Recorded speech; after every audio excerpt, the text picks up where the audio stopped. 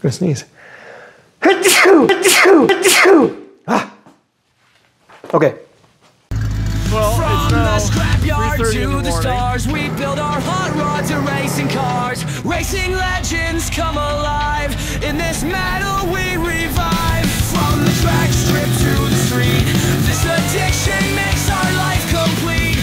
Dragon drive ain't just for show, it's the pulse that makes us go. 780 speed and custom. 780 speed and custom.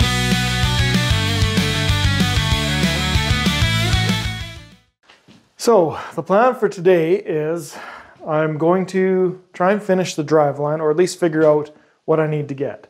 Obviously, we went from a Power Glide to a 4L60E, so that transmission's physically longer, which means I've got to shorten my drive shaft. Now this car is a two-piece drive shaft, so I've got a couple of different measurements to make. I've got to measure from the seal on the transmission to basically the center of the center bearing on the middle of the transmission, and then from that point to the flange of the yoke on the differential itself. So I'll get those two measurements. That way I can figure out either A, how much I need to shorten the original drive shaft, or B, I'll have the measurements to send off to a drive shaft shop to build me a completely new one. Now this car isn't going to make a whole lot of horsepower. Like I said, it's just a 4.8 liter LS. And we're leaving it completely bone stock. And I have no plans of changing that in the future because this is a driver. We're not macing this one. So I will be able to get away with factory parts because this isn't going to make 300 horsepower. And that stuff should be good for probably up to 400. We'll see. So a couple of measurements to make. The next thing I want to do is I've never actually taken this differential apart. I pulled the brake drums off just to have a look at everything there. The brakes look good. That's why I opted not to change them in the rear, but I haven't pulled that diff apart. So I want to pull the axles out, inspect the bearings, and pull the center section out, make sure it looks good, and obviously change oil because that probably has never been done. This car has been off the road for 30, 40 years.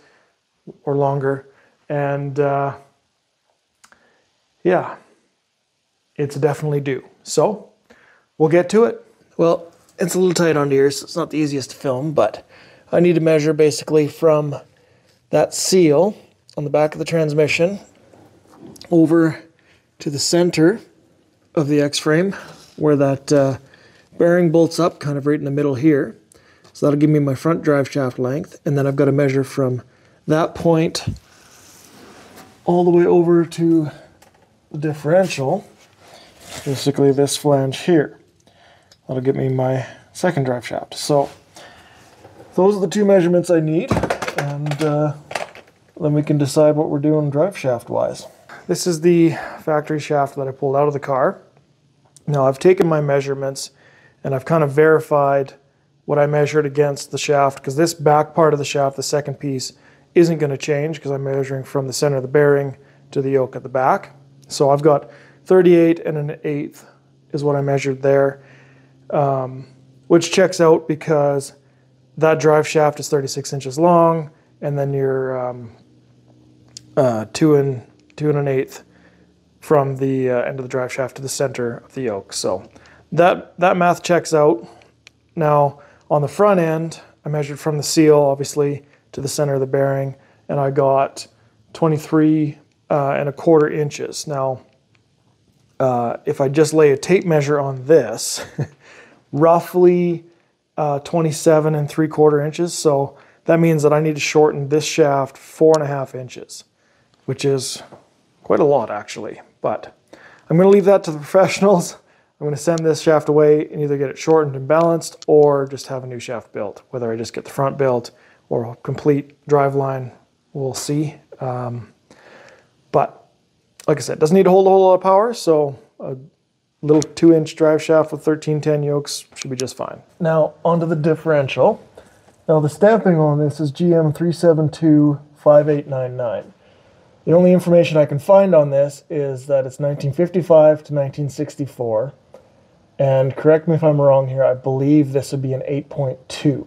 I'm really not familiar with the GM differentials, but I do like this because it's similar to a Ford 9-inch where this third member pulls out, your axles just slide out the sides.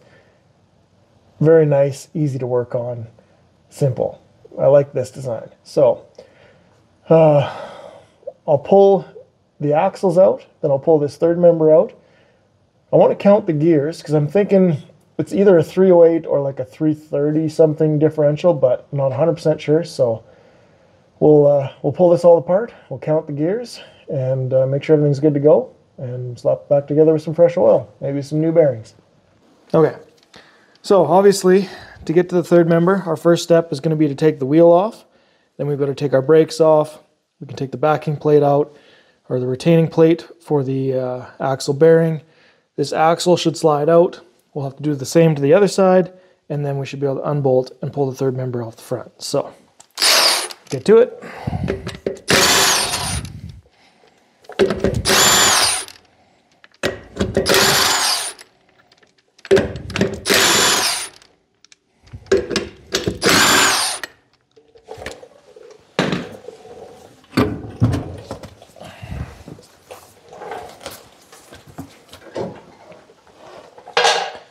Now I've had these drums off already, so hopefully they just slide off.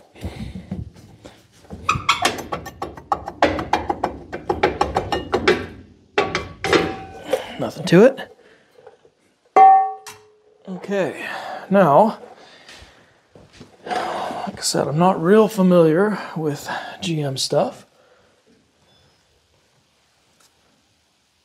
but it does look like I should be able to take the plate off, retaining plate off, without taking the brakes off, so that's exciting. So it looks like it's 4 bolts from the back side, so I'll undo those, and then I should be able to pull this axle right out, do the same to the other side, and we can jump on that third member. Once you have the 4 9/16 nuts removed, then you can just pry or lightly tap. Sometimes you can even just pull them out by hand. The hub and axle here. So I've just loosened it up off camera. I just laid a pry bar across here and then another one here, and it just lightly popped out. So once that's free, you can slide your axle out. Now we need to repeat the process to the other side, and that'll free up our third member to pull directly out the front. The oil actually doesn't smell too bad. And splines on the axle look good as well, so.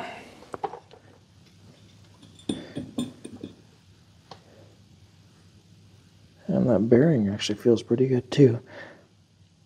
I may throw new bearings at it just because. Have the axles out anyway. It's not too hard to hot drop a couple of new bearings on there, so I may do that, but I'll quickly go rip the axle out of the other side, and then we can take that third member out. All right, well, fast forward many hours, and I've got the passenger side out. Obviously, I didn't have that side apart. I thought I took them both apart, but obviously not, because that brake drum was absolutely seized on. I tried every trick in the book. Eventually had to heat it slightly to get it to break loose. And then, of course, I battled to get the axle out. Passenger side, for whatever reason, came out like butter. That driver's side fought me every minute of this afternoon. So, finally, I've got them both on the table here. I am glad I'm taking it apart because the driver's side bearing doesn't sound real great. Like, it's hardly audible, but you can kind of feel something. So, that bearing will likely fail relatively soon after getting this thing on the road. So it's worthwhile to change it, especially when I've got the axles out. Unfortunately, I stopped by Napa and priced them out, and those things are made of unobtainium. I think they're like $280 Canadian. So I don't know, that's still probably close to $200 US per side. Which I think is absolutely ridiculous for axle bearings. I think the ones for a 9-inch on the 40 are like $50 tops. Regardless, that'll get done while those are out. But now I've got the axle slid out, I can unbolt that third member and it'll just pop out of the front of the axles. So we'll get to that. We'll see what the fluid looks like. We'll check that third member out, count the teeth, see what kind of ratio we've got, and then we can get to rebuilding this thing.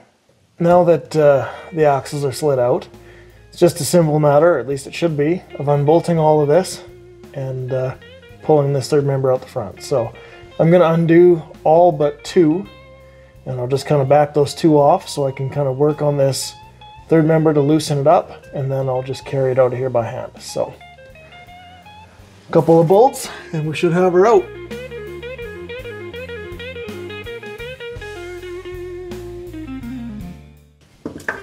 Okay, so now I've got all of the nuts off except for these 2 that are just loose. So I should be able to tap this with a mallet to kind of break either the gasket or the silicone loose, whatever in here. And this should just fall forward. We'll get the fluid falling out into my tray, and I'll kind of position myself so I can carry this thing out of here. I've obviously got it broke loose, so fluid's just kind of starting to drain out, but I can kind of work this back and forth to open that up a little more. So I'll just let this drain, and then I'll get the oil can out of the way so I can lift this thing out of here. Well, and there she is in all her glory. So, as we suspected, it's an open differential. And if you do some basic maths, there's a mark there on the gear. So, just start that there, and we'll go 1/2 turn, 1, 1/2, 2, 1/2, 3. So 3 is just shy where we were. So this is very likely a 308 gear, which I also suspected, you know, being a inline 6 power glide is going to be a tall ratio. So yeah, 308, open diff, less than ideal, but as we stated before, it's not a race car, so that's really not the end of the world. This gear set actually looks really good, so I'm likely just going to change out the bearings on the axles, slap this thing back together with some fresh oil, and we'll be good to go. All right, well, that's got the differential ripped apart. I am glad we did this because this one driver side bearing is on its way out. I'd likely get, you know, I might get 1,000K out of it, but you never know. So while we're in here, while we got this part, obviously the choice is to change it. We're going to do that. Got those on order. I've got a new pumpkin gasket on order. I forgot to order the gaskets for these flanges, but that's no big deal. I'll get those coming. And yeah, we'll slap this thing back together. I do want to do some math and try and figure out what my final drive ratio is. Obviously this car never had overdrive, hence why it's got such a tall ratio. Now that we've got overdrive, I want to figure out where we're going to be revving on the highway, because if it's something ridiculous like 12 or 1400 RPM, I'm probably going to want to change this differential to something a little bit shorter and get those RPMs up a little bit. Maybe even a posi track, because who likes a one-tire fire, right? So I'll have a look, see what I can find for third members for this unit. I've never priced them out for this style of diff. No idea what they would cost, so we'll leave that in the air for now. But I do have stuff coming, so hopefully we get some parts soon and we can keep going on this thing. But I do believe I'm going to end this video there, so I appreciate you guys stopping by the channel. I'm Ryan, this is 780 Speed and Custom, and we'll catch you on the next one. 780 Speed and Custom. Thanks for watching. 780 Speed and Custom. Don't forget.